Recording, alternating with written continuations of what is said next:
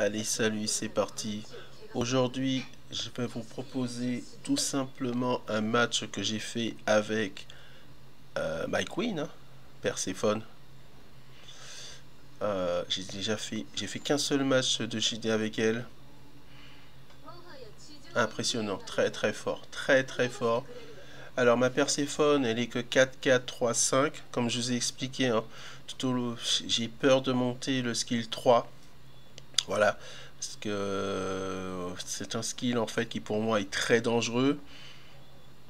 Pour le moment, j'ai eu la chance d'avoir le personnage pendant sa bannière, donc je l'ai mis level 3 et je ne vais pas le faire monter davantage pour le moment, parce que les dégâts subis par vos alliés ne dépassent pas 20% et le reste c'est pour la pomme de Perséphone. Alors pour ceux qui sont fans de mythologie, j'aurais préféré dire une grenade, mais bon, c'est pas grave. Allez, bah écoutez, tout simplement, donc ici le skill 1, j'ai 90% de chance ici de planter une graine des enfers. Donc level 5, ce serait 100%. Le seul avantage de le monter level 5, c'est tout simplement que la graine pourrait enregistrer 90% des PV max de Perséphone. Ah, il y a une erreur de traduction. Pour vous référer, vous montez juste ici. Voyez, ce sont les PV max de Perséphone. Hein, ne vous laissez pas piéger. Alors le skill 2, je l'ai également monté à 4. Pour le moment, je ne toucherai pas à la Perséphone. Je vais attendre déjà dans un premier temps de voir quel va être l'apport de Sukkyo dans la méta qui est en cours. Voilà, je sais que le personnage va être goldé pour les très très gros joueurs, mais je ne sais pas si la méta va suivre pour les joueurs qui sont platine. Donc moi je suis niveau platine, voilà, donc automatiquement vous comprenez bien que peut-être que Sukkyo aura moins d'impact pour moi que pour un joueur qui est immortel ou légendaire. Donc je verrai. Donc j'ai monté level 4. Alors l'avantage de le mettre level 5, ça veut dire que 100% des dégâts enregistrés par la graine, donc j'aurai 100% de chance de faire exploser, en fait, de faire germer la graine, et donc tout simplement de faire des dégâts à l'adversaire. Alors, vous savez, hein, les skill tomes ils sont pas infinis, pour l'instant je vais les rester à 90%. Pour moi, Perséphone, c'est un support. Voilà. Et donc ma priorité c'est tout simplement de monter le skill 5. Grâce au skill 5 ici c'est simple.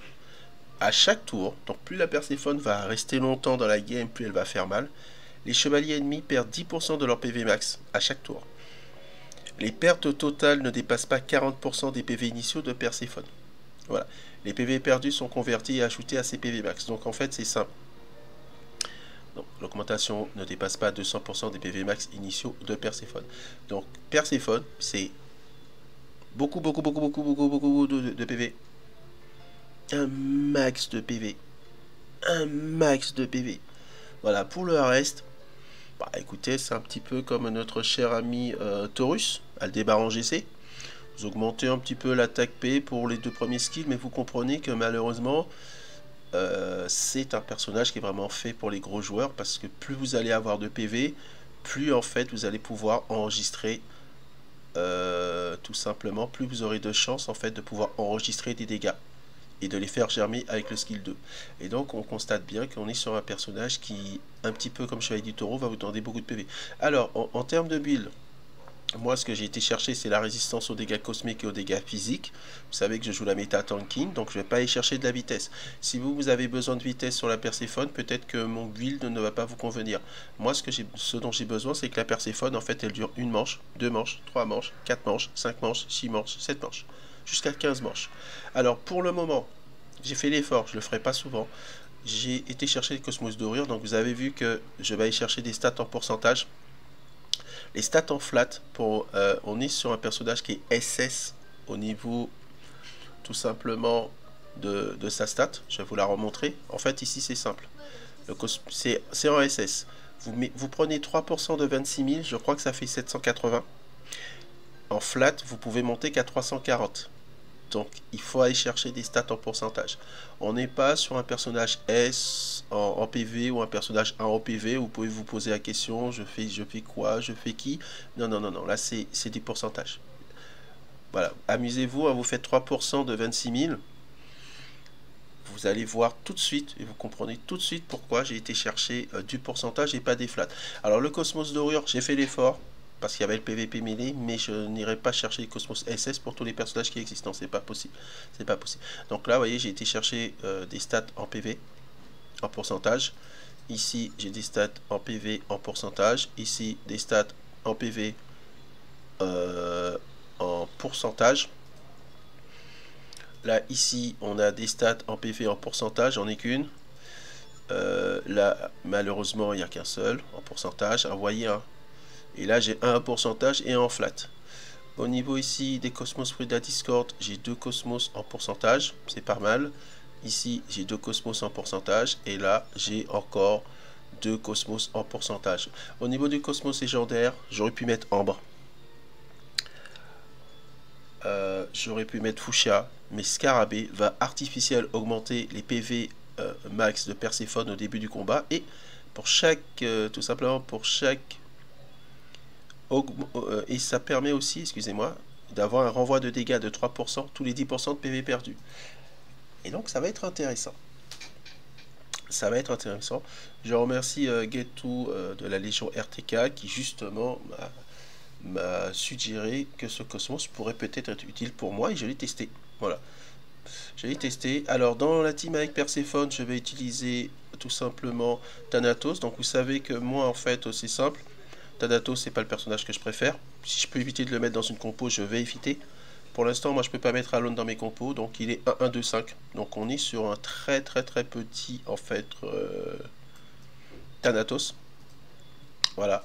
Donc voilà le build que j'ai mis sur le Thanatos. Donc moi j'ai pas de Cosmos triple vitesse, mais des Cosmos triple attaque P. Triple attaque P en pourcentage, vous en faites pas, il y en a. Voilà, à part celui-là qui est nul. Mais bon. Ici on a un serpent à 2 cordes. Voilà. Donc j'ai un build classique. J'ai pas mis un build Fuchsia sur le personnage. J'ai mis un build classique, donc ça c'est les 2 personnages. Ensuite on va passer aux 4 personnages suivants. Donc sur les 4 personnages suivants qu'il y a dans la compo de mémoire, on a le GK. Puisque mon adversaire tout simplement m'avait ban un autre de mes personnages. Voilà, donc j'ai le GK, on a ces petites stats. Voilà, tranquille. Donc j'ai pas de grosses stats hein, sur mes persos, hein. J'ai pas énormément de doublons. Saori. Voilà, j'ai une Saori qui est RC. Ok, voilà. Alors si vous trouvez que la présentation est trop longue, il suffira de me le dire, la prochaine fois je ferai différemment. Je vous mettrai juste que le match. Donc là, ici, vous voyez, j'ai ma Saori, 67% de soins. Elle n'est pas basée sur la vitesse, parce que la méta vitesse, ce n'est pas ma méta. Voilà. Donc je vais aller chercher des Cosmos en soins. Soins, PV. Voilà. Soins, PV, un petit peu de vitesse. Soins, un petit peu de vitesse. PV, PV. Alors j'aurais pu l'accélérer, mais si je l'accélère trop, elle ne rentre pas dans toutes mes teams. Bien sûr, vous faites attention par rapport à la position que vous voulez sur un personnage. Il faut peut-être soit accélérer le personnage, soit le ralentir. Pour la Saori, j'étais obligé de la ralentir. Non, j'étais obligé, sinon en fait, elle avait une survivabilité qui était pas très bonne. Voilà. Alors ensuite, au niveau des persos,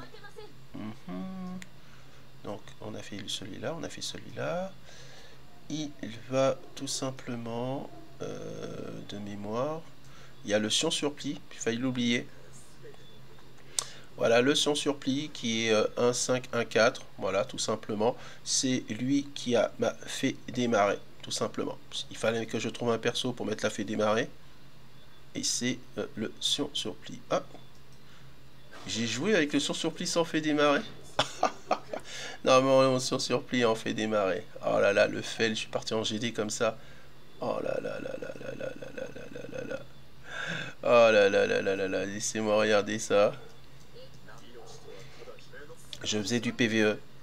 Ouais, donc je suis parti sans fait démarrer. Je suis parti sans fait démarrer, mais normalement c'est une fait démarrer que je mets sur le personnage. Là, il n'y avait pas de fait démarrer parce que j'ai été faire le temple. L'instance de Légion. Voilà, et le dernier perso, bien sûr, c'est le Shiryu, donc je vais vous présenter directement dans l'équipe. C'est un Shiryu qui est en elfe de sang, voilà. L'avantage de l'Elfe 200, ben, ça débuffe très très bien l'adversaire. Le désavantage du Cosmos Elfe 200, c'est que s'il y a une Pandore normale, elle va soigner à l'infini. Si vous avez notre cher ami Araya, à partir de la manche 2, vous n'avez plus d'équipe. Et vous voyez, hein, j'ai beaucoup de stats. Moi, j'ai du triple PV, j'ai du triple attaque C, j'ai du triple attaque P. Et malheureusement, je n'ai pas de Cosmos double ou triple vitesse. Mais bon, vous savez, hein, nous avons tous... en termes de chance sur les Cosmos, c'est un petit peu différent pour tout le monde. Bah écoutez, c'est parti. Hein. Donc ici, c'est très important pour moi. Vous maximisez le vol de vie sur le Shiryu parce qu'il va faire énormément de contre-attaque. Même si vous partez avec le Cosmos Jonki, pour moi, c'est important de mettre beaucoup de vol de vie sur ce personnage. Tous les personnages qui attaquent, il faut leur mettre du vol de vie. Alors, ce que je vais vous demander d'observer pendant ce combat, c'est tout simplement ce que je vais vous demander d'observer. Alors, bon, vous connaissez les bugs, hein, GT Arcade. Ce que je vais vous demander d'observer, c'est à la fin du combat, à la fin de chaque manche, ce qui se passe. Alors, juste pour vous donner une idée, j'étais monté à plus 300 000 de PV sur la Perséphone. Puisqu'à chaque fois, en fait, à chaque manche, en fait, elle va voler 10% des PV max de mes adversaires. Et donc, en fait, tout simplement, alors, j'ai pas mis de vol de vie sur le personnage.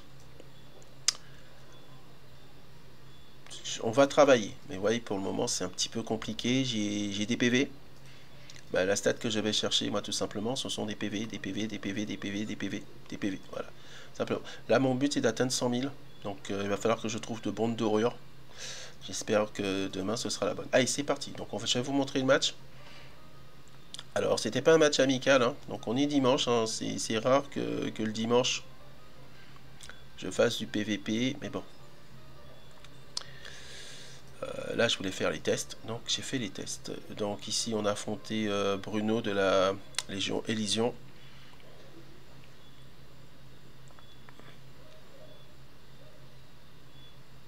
Et donc, je vais profiter pour vous montrer le match.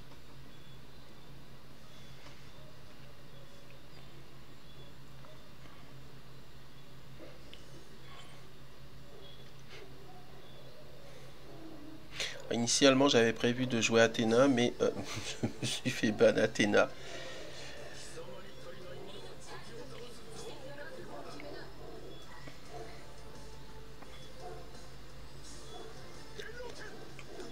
Donc ici, c'est simple, hein, grâce à notre cher ami Perséphone, bah écoutez, je vais prendre un minimum de dégâts. Là, je fais une erreur. Voilà. Je cache un perso en oubliant tout simplement. Je voulais cacher un perso, mais j'ai oublié que quand tu veux cacher un personnage, s'il y a une Saori en face, tout simplement, cela ne sert à rien. Donc là, ici, c'est simple. Mon adversaire fait absolument se débarrasser de ma Saori pour empêcher les soins, et il prend directement le contrôle avec Minos de ma Saori. Comme ça, il n'y a pas de soins dans mon équipe. Il a très bien compris qu'en fait, le but de mon équipe, c'est de soigner le temps, tout simplement, que ma Perséphone fasse un travail de sap au niveau de son équipe. Alors, ce vol de vie que vous voyez à chaque fois, hein, vous voyez, hein, chaque fois qu'elle vole de la vie, voyez, elle récupère des soins, elle récupère également, elle réduit les PV de l'adversaire, c'est très très fort. Et l'apport de Saori m'aurait permis justement de faire en sorte de maintenir toute l'équipe en vie. Donc là, ici, avec la Perséphone, j'ai posé une graine sur notre cher ami Thanatos. Et avec le GK, c'est simple. Je vais viser les personnages qui ont la graine. Pourquoi? C'est pour que lorsque je vais utiliser le skill 2 de Perséphone, que je fasse de l'over dégâts sur mes adversaires. Donc là, ici, mon adversaire va partir en AOE. Et ça, c'est excellent pour moi. Parce que le Shiryu va contrer. Et quand le Shiryu contre, tout simplement, il utilise son Cosmos légendaire, Elfe 200. Et ça, c'est très très bien pour moi.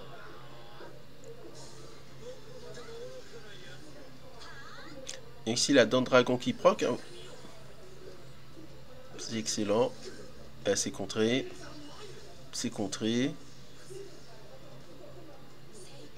Donc on est très très bien. Malgré le fait que mon adversaire fasse des soins, on est pas mal, on est très très bien. Et là en fait on va être à la manche 2. On va encore poser une graine. Donc là j'ai choisi le GK. Là on récupère encore 10% de la vie de l'adversaire. Et là on est très très bien. 10% des PV max. Donc plus vous allez avancer dans les tours avec Perséphone, plus vous allez en fait fouler des PV max aux adversaires. Et ce qui est fort, c'est que si vous jouez la Perséphone avec Alba Fika, ben, votre adversaire il va pleurer. Parce qu'il va perdre des soins. Il va perdre de l'attaque. Et en late game, vous êtes le roi du monde. Alors, mon adversaire fait ici une fixation pour la Saori. Donc, ça va être un avantage pour moi. Donc, je continue avec le Sion à protéger la Saori. Alors, si on me banne Sion, je pourrais mettre en fait le Shun. Voilà, ça peut être une option. Alors, en termes de vitesse, c'est à vous de voir. Moi, je trouve que protéger Sushiryu, c'est très fort. C'est très très fort. Alors là, on va avoir la grande éclipse.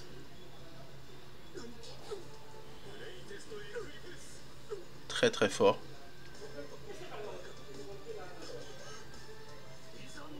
Ici, tout simplement, on va partir en AOE.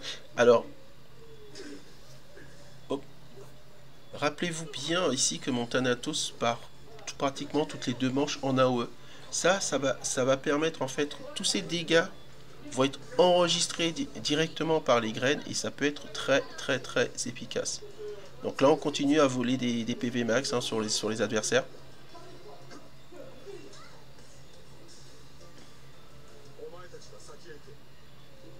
Ici c'est simple, hein, je vais viser un personnage qui a une graine. Voilà, donc là je vais me débarrasser de la Saori. Donc cette fois-ci on va attaquer la Saori. Ici mon adversaire met une raise. Là par contre j'ai pas compris pourquoi il a pris le contrôle de ma Saori, puisque normalement elle est morte. Il va y avoir une AOE. Ici mon adversaire va faire jouer ma Saori, puisqu'avec son Minos il a pris le contrôle. Et là c'est le drame, plus de Saori. Il aurait pu prendre le contrôle par exemple de ma Perséphone. Alors en termes de build sur la Perséphone, vous pouvez mettre le Cosmos savant. Alors ça va tout simplement vous permettre d'augmenter en fait votre résistance statut. Ça peut être intéressant, ce sera à vous de voir. Moi déjà dans ma première option, ça va être d'augmenter ses PV en utilisant le Cosmos dorure. Et ensuite alors là cette fois-ci je décide de faire exploser la graine. Et là c'est le drame. Et là c'est le drame. Et là c'est le drame. Donc là mon adversaire commence à comprendre qu'il y a quelque chose qui ne va pas.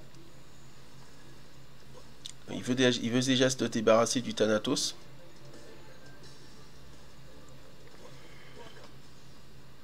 Ici ça va être à mon tour ici de frapper. Je vais aller frapper directement le Minos. Et là on est bien. Et là on est très très bien. Alors mon adversaire a son Hades en livre des morts. Ici bim bam boum, on perd le Tana. Donc j'ai perdu 2 cristaux pour rien. Là il veut se débarrasser de la Perséphone. La Perséphone perd 54 000 de PV, regardez, elle est bien. On a posé une graine sur notre cher ami. Et là, on va pouvoir faire entrer un petit peu de dégâts. Voilà. Donc là, les dégâts que je suis en train de faire rentrer, c'est pour Perséphone. Tous les dégâts que je fais rentrer grâce à GK, grâce à Thanatos, c'est pour Perséphone.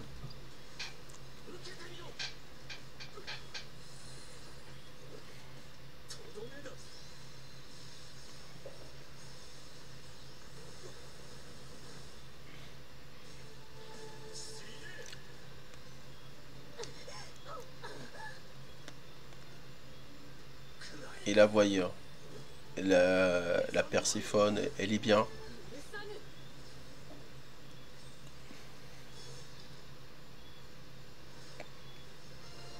Incroyable, incroyable. La Perséphone, elle est incroyable. Elle est incroyable. Je doutais du perso en termes de DPS, mais si vous arrivez à tenir dans les manches, si vous posez des graines à droite, à gauche, au centre, c'est hyper fort, c'est hyper intéressant. Vous constatez que mon canon a fait 432 000 de dégâts. que le Sion Surplis a fait rentrer 104 000 de dégâts, que le Thanatos a fait rentrer 410 000 de dégâts, que le Shiryu a fait rentrer 300 000 de dégâts, et que Perséphone, avec un build support, parce que le build que j'ai mis c'est un build de support, vous n'avez pas de cosmos noués qui vont permettre d'augmenter l'attaque cosmique, on n'a pas de cosmos en chant du dragon, on a un build de support, je fais rentrer 935 000 de dégâts. 41% des dégâts que j'ai fait à l'adversaire sont dus à la Perséphone. Alors c'est dû à la Perséphone parce que si vous voulez, j'ai utilisé la Perséphone en fin de game, en late game. Si à chaque tour j'utilise le skill 2, ça ne va pas marcher. Voilà, c'est ce que je voulais vous montrer en fait au niveau tout simplement de la Perséphone. Alors en termes de build, mon build n'est pas le meilleur, mais ce build me convient. Donc si vous me connaissez, vous savez que j'aime bien les matchs qui durent longtemps, 10 manches, 15 manches. Donc ce build pour moi est parfait. Si maintenant vous avez un build un petit peu plus offensif, je comprends, c'est normal. Bah, tout simplement, à la place de mettre fruit de la discorde, vous partez directement avec le cosmos stellaire noué qui va lui permettre d'avoir une meilleure vitesse. Voilà, noué, bon, j'en ai pas. Et ça donne du PV et ça donne de l'attaque cosmique. Voilà. Donc ça peut être intéressant comme cosmos. À ce moment-là, vous n'aurez pas un build en résistance aux dégâts cosmiques et en dégâts physiques, ce qui vous inciterait, pardon, à mettre soit des brumes blanches pour augmenter votre défense P, votre défense C, et augmenter sa résistance aux dégâts cosmiques. Voilà. C'est un choix que vous faites avec le perso. En termes de cosmos légendaire, j'ai mis Scarabée. Vous avez vu que ça a très bien fonctionné pour moi. Mais il y a d'autres cosmos. Hein. Il y a d'autres cosmos. Il y a Fuchsia. Il y a Ambre. Voilà. Vous avez voilà. Ça, c'est ce qui est le plus souvent utilisé. J'avais déjà un cosmos Fuchsia pour la demoiselle. Voilà, hein, vous voyez, un PV en pourcentage. Voilà, après, donc ça va être à vous de voir au niveau de votre build. Mais si vous voulez utiliser le personnage pour tanker, c'est très fort. Alors, si vous avez les bonnes vitesses, vous pouvez également mettre le Alone. C'est très fort. Si vous mettez le Alone dans la compo, c'est très fort. Vous liez deux personnages qui ont des graines, vous commencez à faire entrer des dégâts et ça peut être très violent. Le but en fait, si vous voulez utiliser la Perséphone un petit peu comme moi en DPS, c'est de faire entrer des dégâts sur les adversaires qui ont des graines. C'est ça en fait le but pour moi.